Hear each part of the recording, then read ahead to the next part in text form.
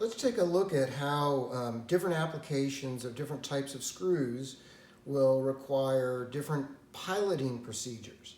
So when I talk about piloting, I'm talking about creating a space for that screw to occupy. And so the classic profile of a wood screw being that it has a smooth shank that is approximately 30% of the length of that screw and 60% of that is threaded.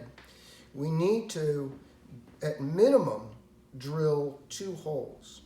One hole is going to be for the width of the body of the threaded component of that screw, because in reality we only want the threads themselves and not the body of the screw to be engaging the material.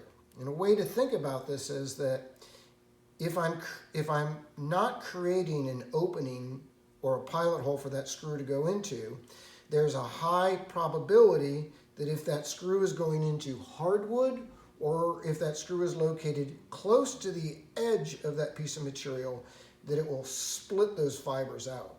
So by creating an appropriate pilot hole for both the threaded portion and the shank of the screw, we can maximize the effectiveness of its use. So what we're really trying to accomplish here is that we're trying to make sure that this is a fit that my shank can slide through freely but not be sloppy in that space because of a potentially oversized hole. So I'm going to carefully measure this diameter and use a drill bit that is just a tiny fraction, perhaps a 64th of an inch larger than the width of that, so the screw can readily drop through that hole. And then again, a secondary bit for the pilot hole, which will allow the width of those threads to bite into the material itself. So this is typically done for surface mounting a screw when you have it sitting on top of the material, like with this lag screw, or like with these screws that are mounted into finish washers on the top of this crate. If we are going to be mounting that flush with the surface or at the same height, like we see here or like we see here, then we need to also countersink the material for either the width of that head or for, in the case of counter boring, that we're going into the material to create a pocket so that that screw can sit below the height or grade of that material.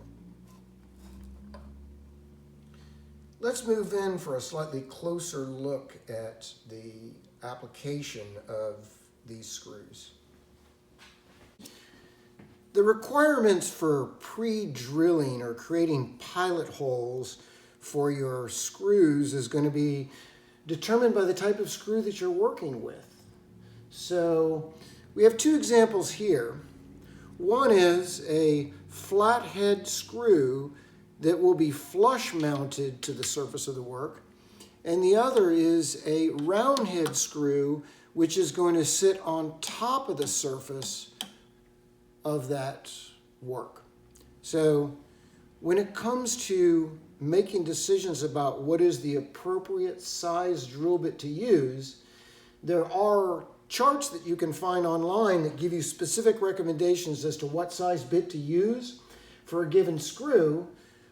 But another way to do it is if you've got a pair of veneer calipers, then you're able to come in and you can measure the shank of that screw and select a drill bit that is slightly larger than that shank of the screw so that it can readily move through that hole, but not be so large that it slops around inside of that opening. And then the second bit, so first bit for the shank, loose fit. Second bit is for the threads themselves. And this is the way that you measure those threads. You measure the body of the screw inside of the valley of those threads, and then select a drill bit that is the same size as that measurement that you took. Now, it's important to understand that you don't want the body of the screw going into the cross-section of a piece of material, especially hardwood, without an appropriate pilot hole. If the pilot hole is too large, the threads won't bite in appropriately. But if the pilot hole is too small, it puts stresses or strains on the grain of that material and can cause it to split. Last but not least, we need to open up the shank hole to accommodate the bevel of the head of that flathead screw, and that is most commonly done with a countersink. Remember, anytime you're drilling through metal, we always want to use a wax-based lubricant or some type of liquid lubricant. My preference is wax when it comes to working with wood, so that I'm not introducing any wet components to the surface of that material. The process is a little simpler for surface mounting things like roundhead screws, because we only need measure for the shank and for the threads, because the head is sitting up above the height of that material. Now, if it turns out that you don't have veneer calipers and you can't find a chart for what is the appropriate size, rest assured that this is not rocket science. You can simply take your drill bit and line it up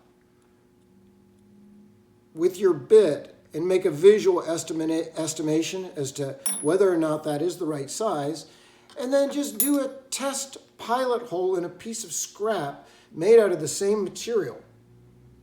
Wax is also really useful for lubricating the threads of the screw and make it much easier to drive those screws if you just wipe a little bit of wax onto those threads.